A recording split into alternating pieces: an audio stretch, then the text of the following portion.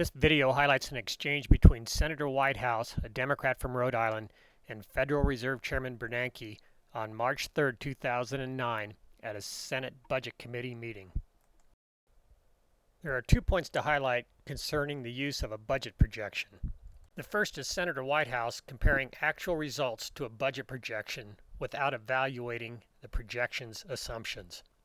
In the world of financial analysis, Senator Whitehouse's analysis is meaningless.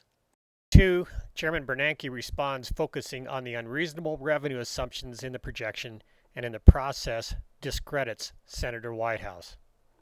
Senator Whitehouse.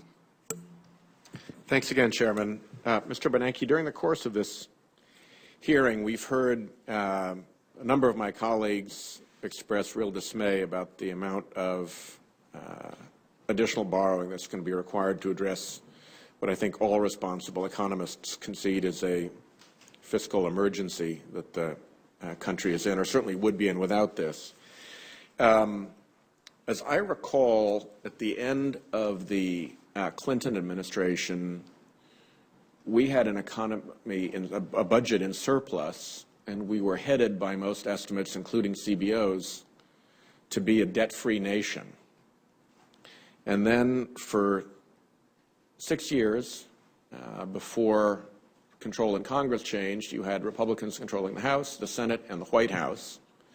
And during that time, according to our projections, if you take the difference between the CBO projected budget on the day they took office and where things actually went, it's a $7.7 trillion difference, a $7.7 trillion hole that I refer to as the Bush debt, and that many of my colleagues supported at the time. We had a vice president who was at the time saying deficits don't matter. And now we hear these expressions of dismay about lending to solve this crisis from people who didn't seem to mind when $7.7 trillion in debt was being run up to finance tax cuts for the rich, to finance a war in Iraq, and other things. Tell me, had we not gone that route, had we started, let's not even give credit for the projections that would have taken us into an actual national debt-free position. Let's just say we had zero national debt when we went into this crisis, instead of the trillions and trillions of national debt that were run up. What would our position be in responding to this crisis had we started at zero instead of, what is it now, 9 trillion? Well, I think it's evident that you start with lower debt, then you have more debt capacity, and it's easier to raise money from both domestic and foreign lenders.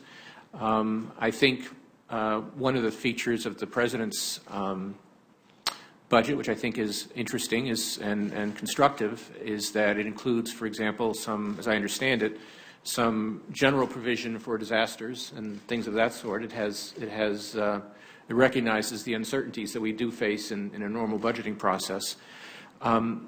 So I can only agree with you that one of the benefits of keeping a low debt to GDP ratio and maintaining near balanced budgets under normal circumstances is that you have the flexibility to respond to a Katrina or to something like this, which is many times larger. Looking back, do you believe it was prudent as a nation to have run up, as I calculated, the $7.7 trillion in debt during those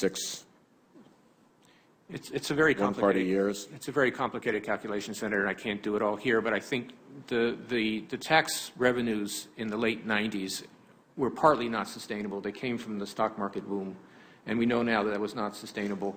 So that was, I think, the idea that we would be debt-free, I think that was somewhat exaggerated. It's true that the revenue to GDP ratio did fall in the early part of the Bush presidency. It did come back up to something closer to historical averages. So it's a complicated issue, but I do agree that in thinking about the future and recognizing that there are unanticipated emergencies that can occur, whether they be natural disasters or financial disasters or whatever, it's positive. It's a good idea to have some fiscal capacity and reserve. We've got countries around the world now that really can't do fiscal policy because they haven't got the debt capacity to do it. Thank you.